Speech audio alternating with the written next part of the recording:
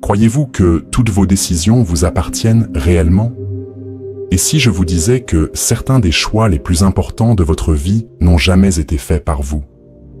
Cela semble exagéré, mais la vérité est qu'il y a un jeu en cours, et si vous ne connaissez pas les règles, vous n'êtes pas un joueur, vous êtes une pièce.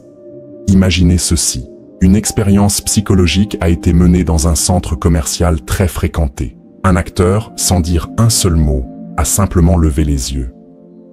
En quelques minutes, des dizaines de personnes autour de lui ont commencé à faire de même, sans savoir pourquoi.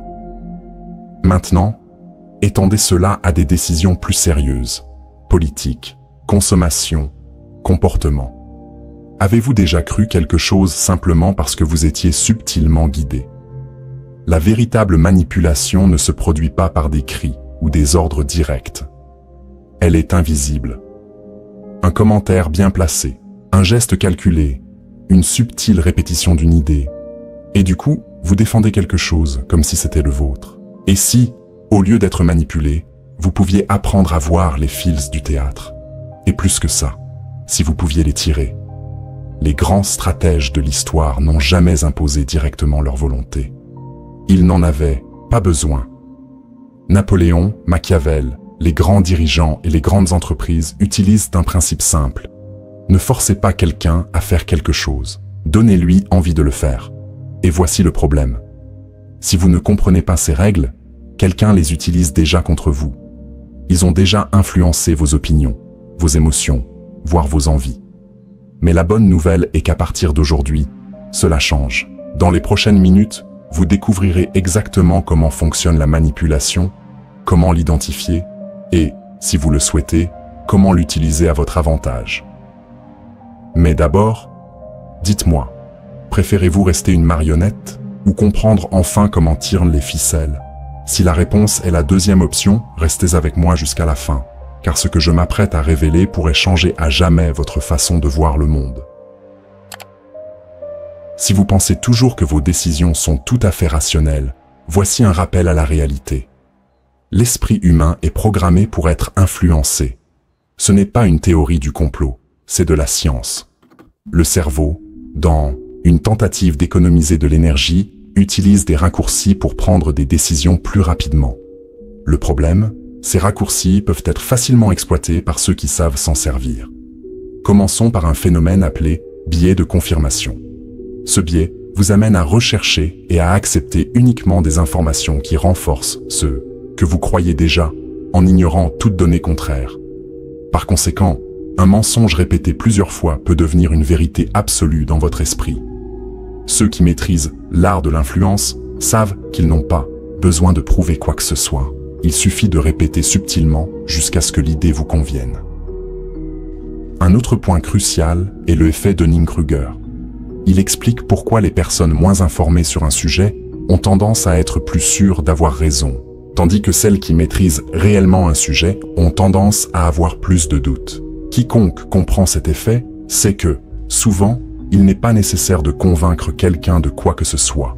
Il suffit de nourrir sa confiance en soi pour qu'il puisse défendre une idée, comme si c'était la sienne. Mais cela ne s'arrête pas là. Avez-vous déjà entendu parler du déclencheur de rareté? Si quelque chose semble rare ou exclusif, nous l'apprécions automatiquement davantage.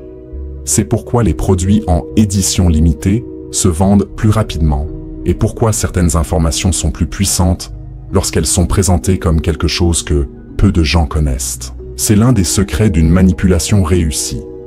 Faire croire à l'autre qu'il reçoit une connaissance rare, quelque chose qui le place au-dessus des autres. Réfléchissez maintenant à la manière dont ces techniques sont utilisées dans votre vie quotidienne.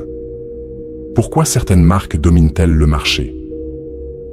Pourquoi les politiciens sont-ils capables de convaincre des millions de personnes de suivre leurs idées sans aucun doute? Pourquoi certaines personnalités publiques sont-elles idolâtrées, même sans avoir rien fait d'extraordinaire?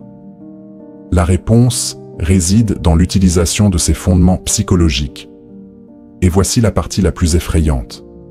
La plupart des gens ne réalisent pas qu'ils sont manipulés. Ils pensent qu'ils contrôlent, qu'ils ont pris leurs propres décisions, alors qu'en fait, quelqu'un a simplement planté l'idée et les a laissés la cultiver eux-mêmes.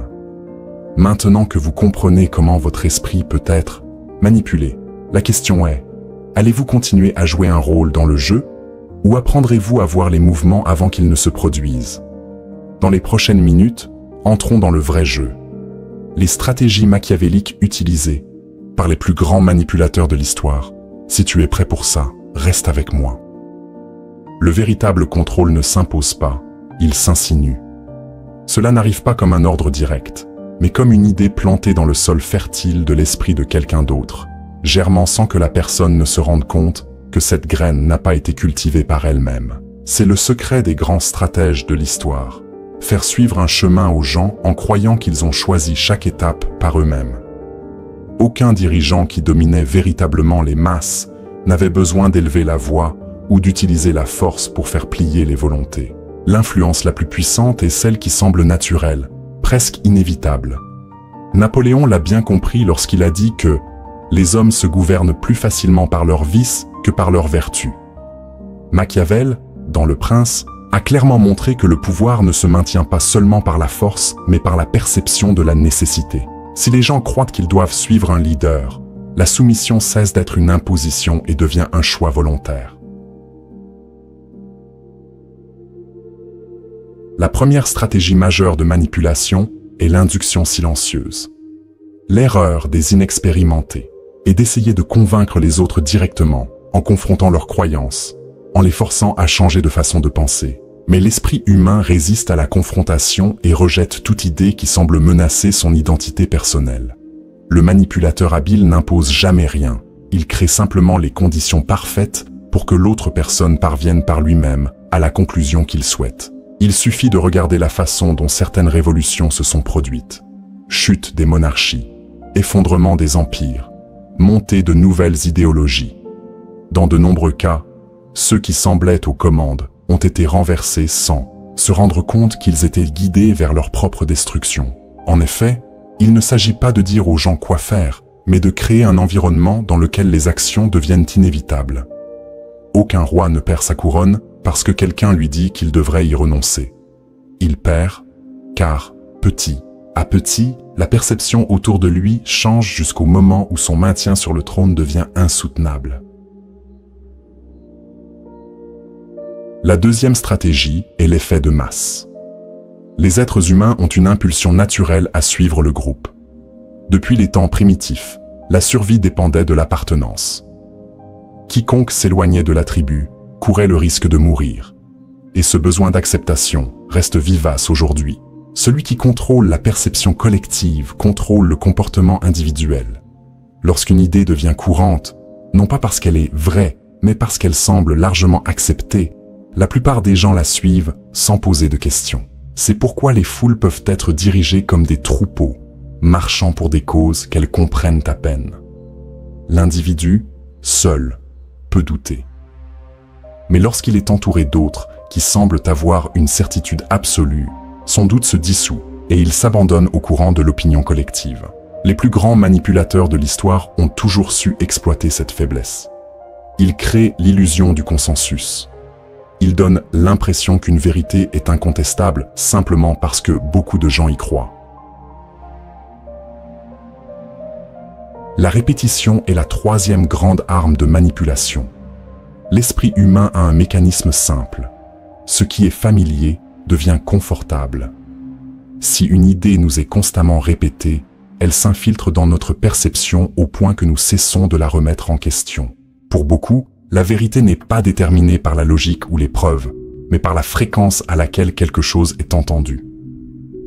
Les gouvernements l'ont compris depuis des siècles. Les publicités n'ont pas besoin d'être convaincantes, elles doivent être persistantes. Lorsque nous entendons quelque chose d'innombrables fois, provenant de différentes sources, notre cerveau commence à associer la familiarité à la crédibilité. Les grandes entreprises fonctionnent également de cette manière. Le bombardement constant de slogans, de promesses et de messages subliminaux sert non seulement à vendre un produit, mais aussi à façonner notre façon de voir le monde. Mais aucune de ces stratégies ne fonctionnerait s'il n'y avait pas un facteur essentiel, l'émotion. Les êtres humains ne sont pas mus par la raison. Ils aiment croire que ces décisions sont rationnelles, mais au fond, ce sont les émotions qui tirent les ficelles. La peur a toujours été le déclencheur de contrôle le plus efficace. Quiconque peut éveiller la peur chez les gens peut les diriger où bon leur semble. Un danger imminent, réel ou fabriqué, amène les gens à accepter des mesures qu'ils ne toléreraient jamais dans des circonstances normales. Lorsque nous avons peur, nous ne recherchons pas la liberté, nous recherchons la sécurité, même si cela signifie renoncer à notre propre jugement. La fierté est aussi un puissant moteur de manipulation. Si quelqu'un croit faire partie d'un groupe spécial, s'il se sent moralement ou intellectuellement supérieur aux autres, il défendra bec et ongle sa position, car admettre qu'il a eu tort signifierait perdre son identité. Ceci est exploité par les dirigeants, par les mouvements sociaux, par les institutions qui doivent garantir la loyauté aveugle de leurs partisans. La colère, à son tour, est un poison qui, bien administré, peut se transformer en carburant. Aucune révolution ne se produit sans canaliser un ennemi commun. Le manipulateur efficace ne se contente jamais de dire ce qui doit être fait. Il désigne un coupable, un adversaire, quelqu'un à détester. Créer des conflits et alimenter les divisions maintient les gens concentrés sur la lutte contre l'autre, sans qu'ils se rendent compte que souvent, la bataille qu'ils mènent ne leur profite pas du tout. Et puis, nous arrivons à la dernière grande stratégie, la rareté. Si quelque chose est accessible à tous, il perd de sa valeur. Mais s'il paraît rare, exclusif, votre désir devient irrésistible. Ce principe est utilisé par les marques, par les religions, par les idéologies. Ce qui est limité devient précieux. Ce qui est commun devient banal. Les manipulateurs les plus sophistiqués ne se contentent pas de vendre des produits ou des idées. Ils vendent du statut. Le sentiment qu'en suivant un certain chemin, la personne fait partie d'un groupe restreint de personnes éclairées. Lorsqu'un homme politique affirme que seul son parti détient la vérité, lorsqu'un gourou prétend que lui seul peut révéler les secrets de l'univers, lorsqu'une marque suggère que son produit transforme une personne ordinaire en quelqu'un de spécial, ils font tous appel à ce même instinct. Le plus fascinant de ces stratégies est qu'elles sont si subtiles que même lorsque nous savons qu'elles existent, nous y restons vulnérables.